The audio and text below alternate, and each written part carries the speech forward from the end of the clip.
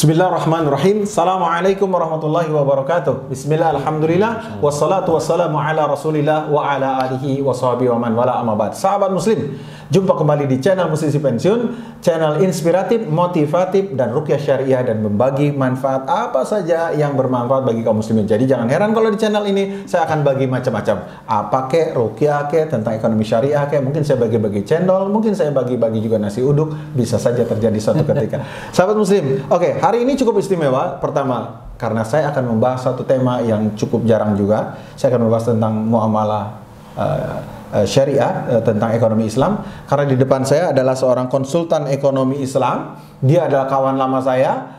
Dan yang menariknya, yang luar biasa, dia juga adalah mantan musisi. Jadi kami di sini adalah benar-benar cocok dengan temanya, yaitu musisi pensiun yang kemudian bertobat insya Allah, dan kemudian ingin masuk ke satu tempat yang lebih Allah ridhoi. Oke, sahabat muslim, saya akan sapa dulu Bro Zulfikar. Ya. Bagaimana kabarnya hari ini? Alhamdulillah, sama semua. Alhamdulillah juga. Jauh-jauh nih Bro ini datang ke tempat saya di Bogor dari Cianjur, Masya Allah. Bawa mobil dia sendiri, saya undang. Semoga langkah kakinya akan menjadi pahala dan keberkahan di sisi Allah Subhanahu Wa Taala. Oke, Bro Zul, gini, sedikit saya cerita dulu ya. Ini kan kita mau bahas saham nih, sahabat muslim. Nah, saham itu saya nggak tahu ya, agak curiga. Hidup di zaman sekarang ini banyak curiga ya tentang saham, ngomong ini tentang ekonomi, ini itu, ada investasi ini itu ini, wah harus inilah. Ngeri ngambil rumah, ngeredit ini itu, harus banyak nanya nih sama beliau nih, orang konsultan ekonomi syariah gini. Nah, sekarang saya waktu itu punya saudara, dia bilang dia main saham. Ketika dia main saham, kutak-katik, saya nggak ngerti, dan saya lebih banyak curiga. Lalu suatu ketika qadarullah, ini anak kedengaran lagi beli rumah miliaran. Beli rumah miliaran, gede banget kan gitu. Ada 2 lantai, ibunya juga dulu biasa ngontrak rumah, dan dari kecil ngontrak susah, dan tiba-tiba tinggal di rumah seperti itu. Saya bilang, oh luar biasa ya saham. Dan saya pernah punya pasien ruqyah juga, dan dia bermain saham, dan memang keadaannya agak luar biasa juga, keadaan perekonomian tiba-tiba meningkat. Nah, oke, supaya lebih tahu lebih dalam, sebelum melangkah saham itu, kenapa sih bisa begitu? Kita ngobrol dulu tentang definisinya. Definisi dan arti saham, Bro. Gimana, Bro? Bismillahirrahmanirrahim. Assalamualaikum warahmatullahi wabarakatuh. Waalaikumsalam warahmatullahi wabarakatuh. Alhamdulillah hamdan katsiran thayyiban mubarakan fih. Jadi sebetulnya saham itu bisa disebut dengan kita berinvestasi ya. Kita berinvestasi itu sebetulnya sudah menjalankan salah satu perintah yang ada di Al-Quran. Itu ada di Quran surat Al-Hasr ayat 7. Itu disebutkan di step bahwa agar harta itu tidak hanya berputar di kalangan orang kaya saja di antara kamu. Nah, dengan kita berinvestasi, ibaratnya kita sudah bisa sudah bisa melibatkan faktor-faktor ekonomi lainnya. Betul. Misalkan perusahaan tersebut kan bisa ada lapangan kerja, segala macam gitu. Itu ya investasi. Kemudian berkaitan dengan saham itu sebetulnya diambil dari bahasa Arab ya. Bahasa Arab karena bahasa Indonesia itu banyak sekali serapan dari bahasa Arab. Jadi kade tong Arabfobia kade. banyak sekali gitu tuh. Nah, saham itu asal katanya itu dari saham atau musamah, itu adalah artinya bagian kepemilikan. Kepemilikan. Iya.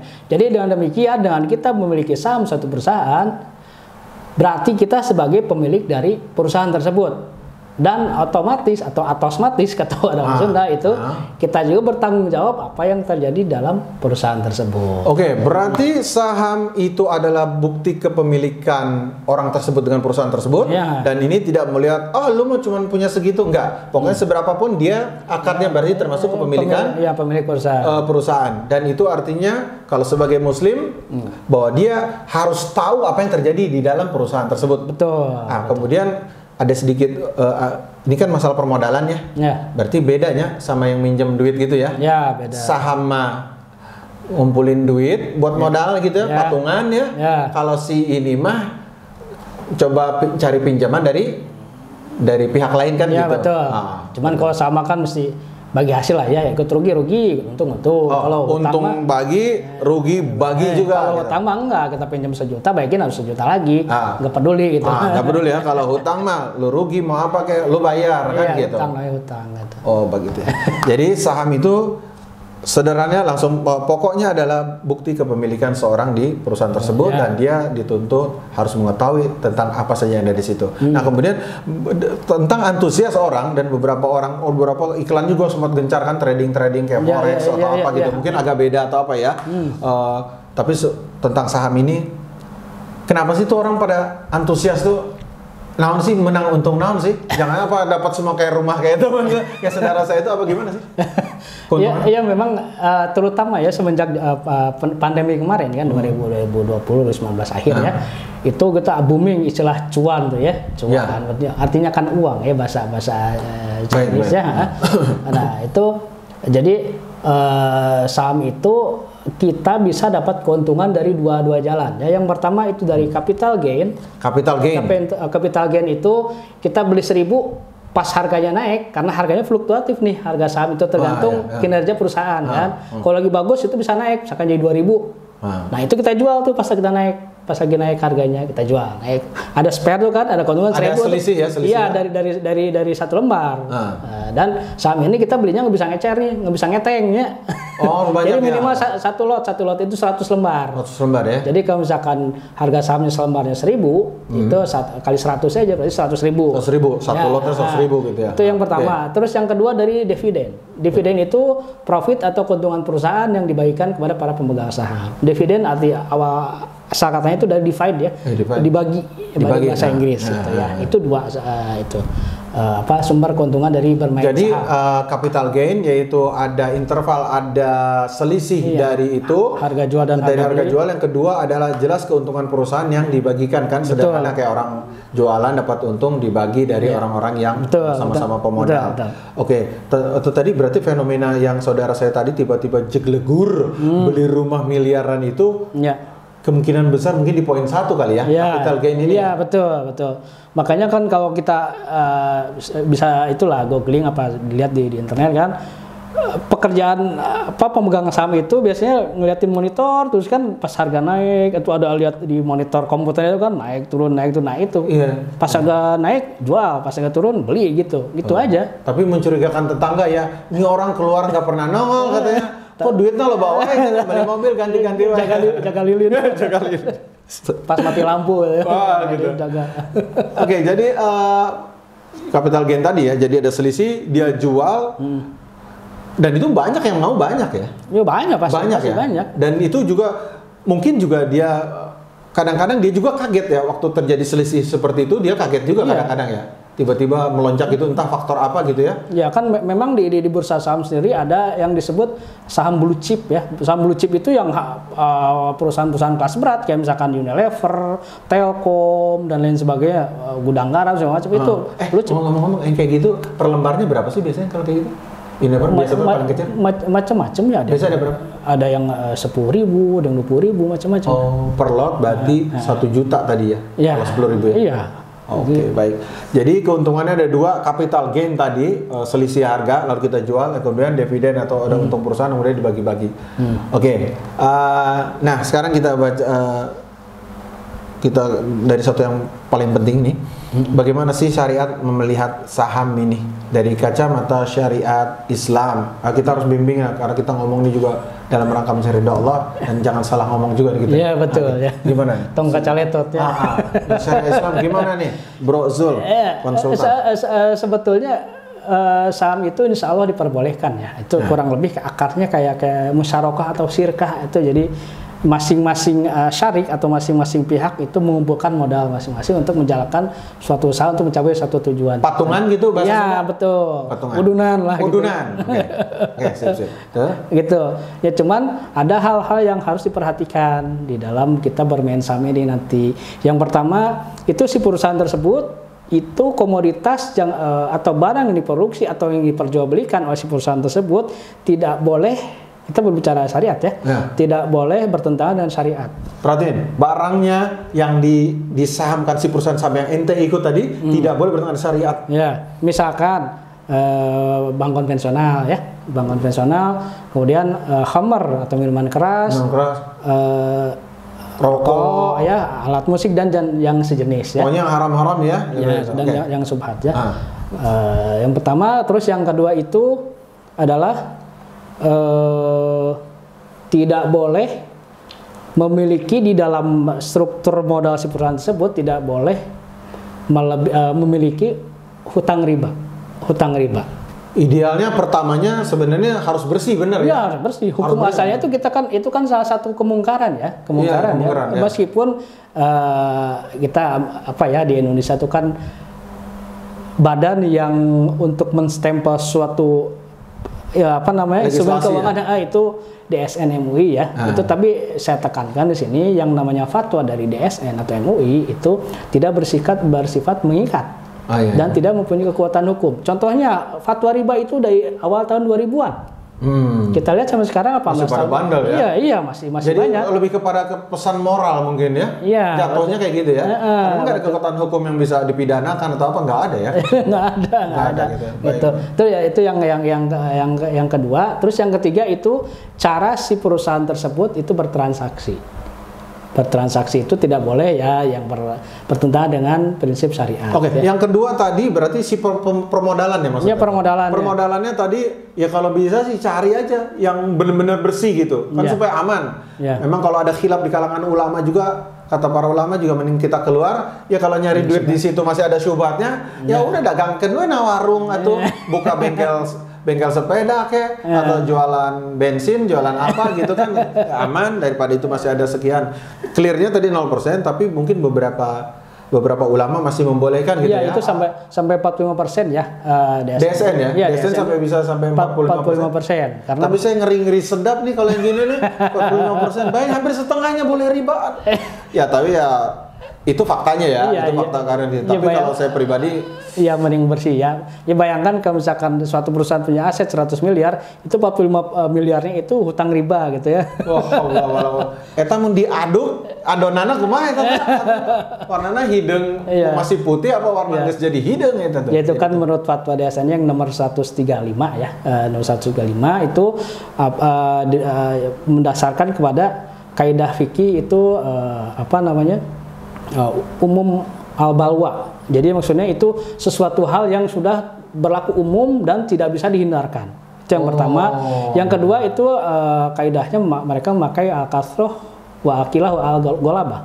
Jadi yang banyak itu mengalahkan yang sedikit. Maksudnya begini, masih banyak yang halalnya daripada yang haramnya. Jadi yang haram yang ikut ke yang halal gitu. Oh gitu ya. Gitu. Tapi ya kita bertimbang hati juga ya. Iya.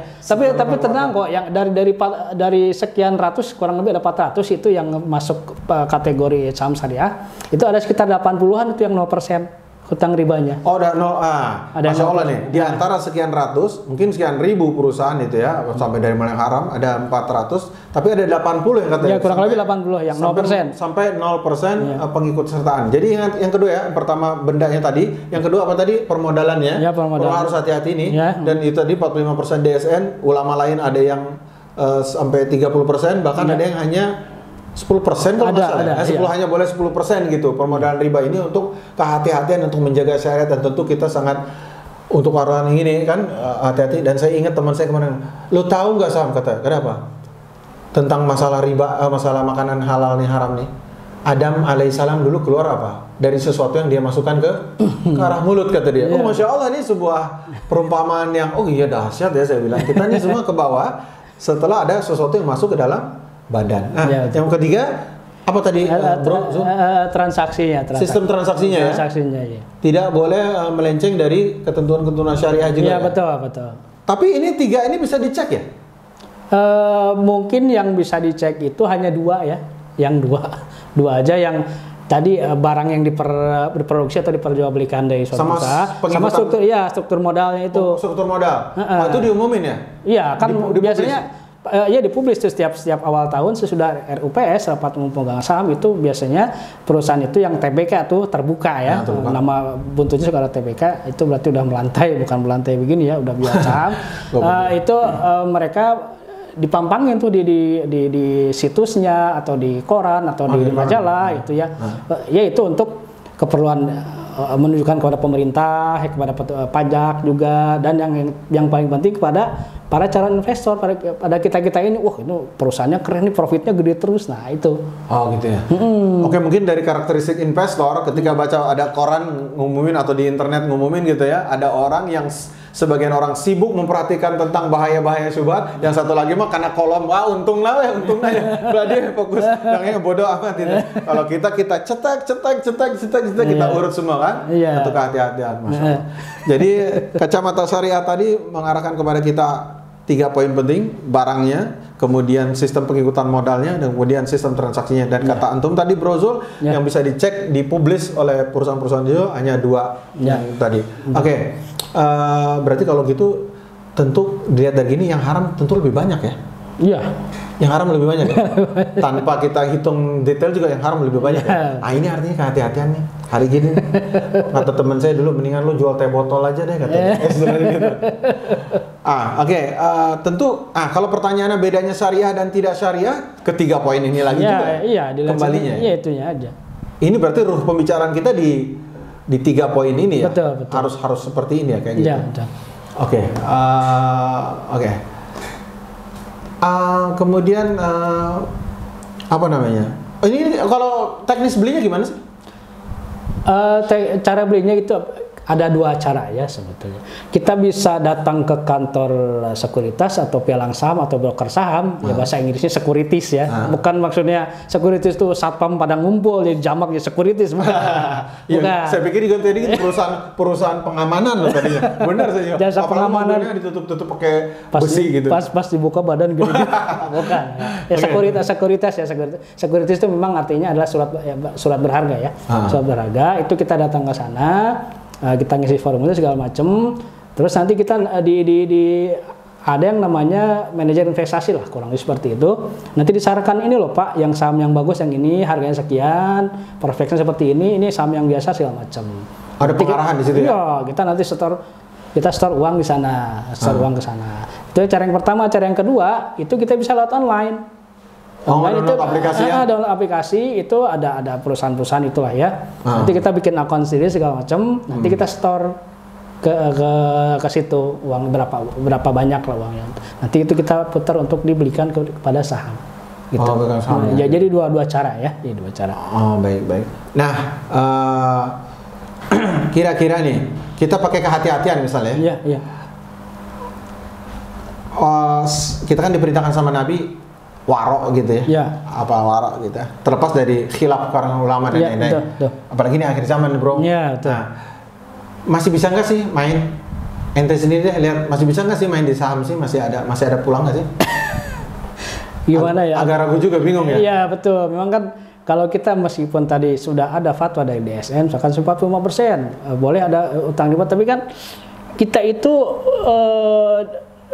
diperintahkan untuk amar ma'ruf nahi munkar ya. Riba itu kan salah satu kemungkaran juga. Itu yang pertama. Terus yang kedua kan kalau kita bermain-main dengan syubhat itu ibaratnya kata hadis juga kan, ibaratnya orang teh ngangon embe ya di dekat jurang gitu. Mengembangkan kayu itu kira-kira bisa jatuh gitu. Mending kita jauhi. Ya. Daripada begitu mending kita cari yang clean aja lah, yang bersih-bersih. Jadi yang clear, halal itu banyak sih sebenarnya. Banyak. Tahu nggak permasalahannya apa? Permasalahannya lila, Bang lila. Dapat dia beli mobilnya lama kata dia kelamaan gitu. Ada satu masalah lagi, kejujuran. Jujur apa nih maksudnya? Ya kejujuran itu susah. Jadi sebetulnya banyak ya para ikhwan kita itu yang sudah mengerti segala macam, yang punya dana banyak, mereka itu kebingungan. Mau taruh di mana? Biar diputerin di siapa? Kenapa keraguan itu? Karena ada ketakutan keraguan tadi ya? Iya. Gitu. Karena apa? Sudah ngaji pun belum jadi jaminan. Oh iya ya, ini permasalahan. Jadi mungkin ini untuk permasalahan seperti ini kita harus memilah ini, hingga akhirnya ada satu sisi lagi yang harus kita perbaiki, sehingga keterjagaan di bidang saham menyaham ini bisa terurai, Yaitu dengan kita memperbaiki masalah akhlak mungkin ya tadi ya. Betul. Ke arah sini ya. Jadi untuk menyelesaikan urusan ini kelihatannya ternyata Islam harus terkaitan semua ya. Nggak bisa berdiri sendiri dia kan komprehensif Islam itu. Sama kayak gini lah, sama seperti zakat ya. Kalau misalkan kita mau bayar zakat mal misalkan ya, daripada kita misalkan setor ke lembaga zakat segala macam, kita cari dulu aja ya, apa namanya, ring satu kita lah, keluarga kita ada yang membutuhkan apa tidak. Kalau udah nggak ada, udah clear, kita cari ring dua gitu, dan seterusnya. Gitu. Baik. Jadi saham itu memang kalau dilihat dari struktur pembahasan ada peluang-peluang untuk masuk ya. Tapi selalu kita ada dua sisi ya. Betul. Dua sisi artinya ada sisi penjagaan-penjagaan, kita mungkin juga boleh berkaca kepada hati kita ya. Betul. Setelah kita mengetahui ilmu tentunya, bukan hati dulu ilmu nggak tahu, tapi setelah ilmu kita tahu, fatwa kita kumpulkan, nasihat-nasihat ulama kita tahu, lalu kita tanyakan sama hati kita. Dan kita bisa lihat tadi, kalau misalnya sampai ada kebolehan permodalan mungkin sampai 45%, kalau saya pribadi rada under, ada under karena banyak hal dalam hidup ini, jangan 45% di hal apapun kita berusaha untuk berhati-hati seperti itu. Iya betul. Oke, kelihatannya apa yang mau kita tambah ini dari pembahasan saham? Mungkin dari antum ada apa mungkin dari saham ini? Itulah kalau saya sih daripada main saham mending cari itulah teman-teman kita aja buat kita invest di situ gitu ya. Kita punya duit nih, kita nginvest ke teman yang betul-betul kita percaya dia, ibaratnya sama kayak kalau di perbankan itu kita harus perhatikan 5C-nya juga ya, 5C. Apa? Kita sama kayak pembiayaan kan. 5C itu karakternya seperti apa? Apakah jujur, bisa dipercaya atau tidak? Terus kedua, kapasiti si orang tersebut, si sahabat kita itu, apakah dia jago nggak nih ngejalanin usahanya? Kapasiti. Terus yang ketiga itu kolateral. Kolateralnya apa? Kolateral itu dia punya aset nggak? Kalau misalkan si usahanya itu kolaps, nah itu punya aset yang bisa nutup itu ya? Nutup. Terus kapasiti, karakter, kolateral, kondisi ekonomi. Jadi kalau misalkan kondisi ekonomi lagi berarti menimbang situasi saat itu ya, lebih global ya. Jadi misalkan kayak kemarin tuh pas lagi pandemi itu banyak bank yang stop itu memberikan pembiayaan karena kondisinya tidak menguntungkan.